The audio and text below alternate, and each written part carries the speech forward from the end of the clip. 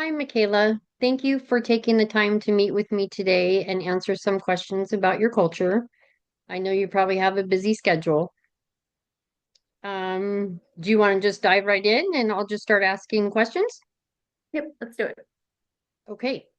So, my first question, do you think your cultural identity influences the way you interact with people from different cultures? It definitely does in some ways, partially because when you grow up in a culture, you get used to the things that that culture considers normal, and so things that are outside of that can feel a little abnormal.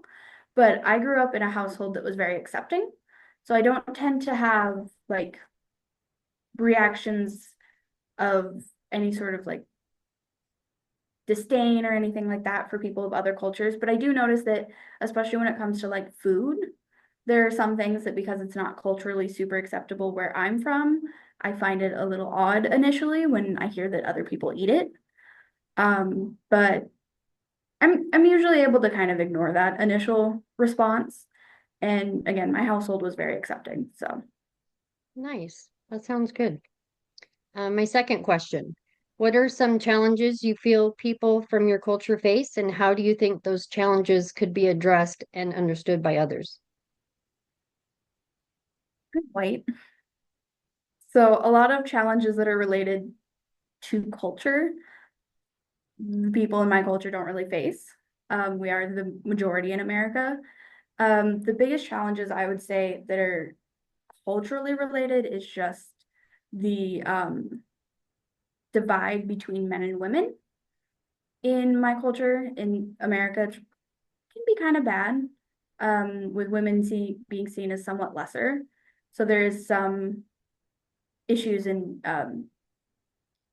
discouragement around that type. And it's getting better as time goes on because there's being a bigger push for getting women involved in different places that they're not normally involved. So more women in STEM, more women in different careers that have been primarily a male centric. There's definitely still a lot of pushback on it and a lot of issues, especially in the more blue collar careers.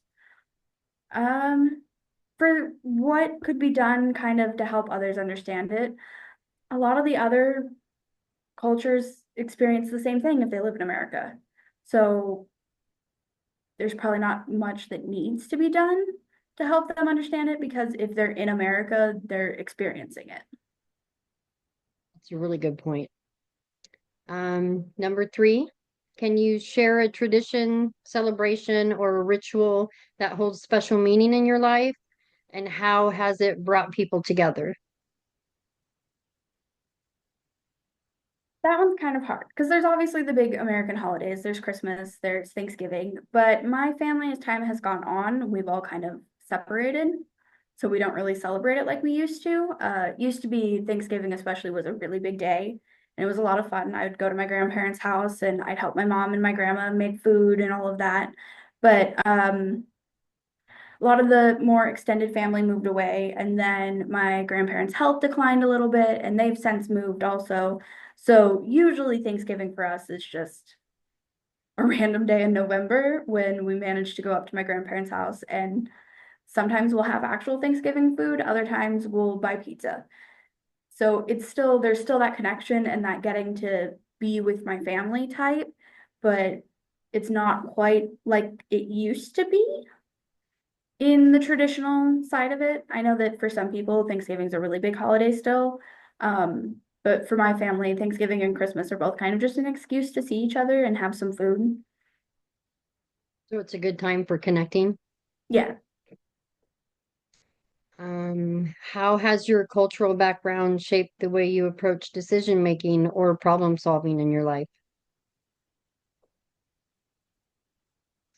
I don't know that it has, at least not in ways that I've noticed. I know that my family background, my educational background seems to have more of a effect than my cultural background. Um, to an extent, I do think of like individual solutions versus something that would be more like cultural or community. So like if I'm having an issue, I don't tend to think of solutions that would involve a lot of other people, just because American culture is kind of individualistic.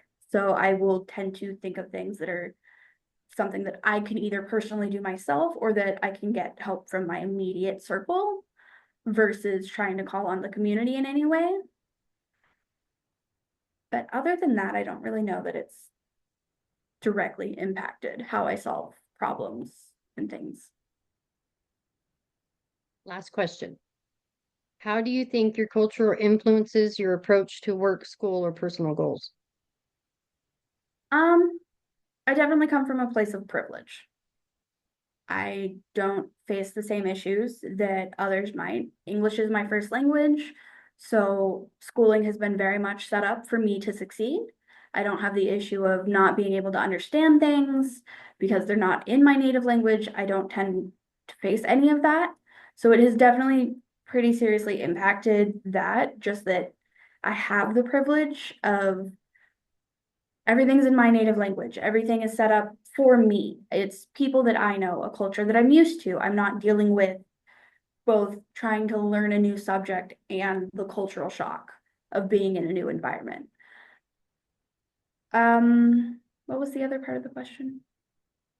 How do you think it influences your approach for the school, personal goals? For that, I think it makes me a lot more open to different things because I know that, well, one, I have the safety net of my family, but I also know that the environment is going to be set up for me. It is going to be people that speak the same language, people that have the same sort of background, that sort of thing, versus if I was going to school in a different country, then I would know that, like, it's going to be a different environment. So it's definitely made it easier for me. When I do need tutoring, there's no language barriers and there's no issues with that. So it definitely is just a place of privilege. Okay. Thank you for answering my questions and taking the time to talk about you. Thank you for having me.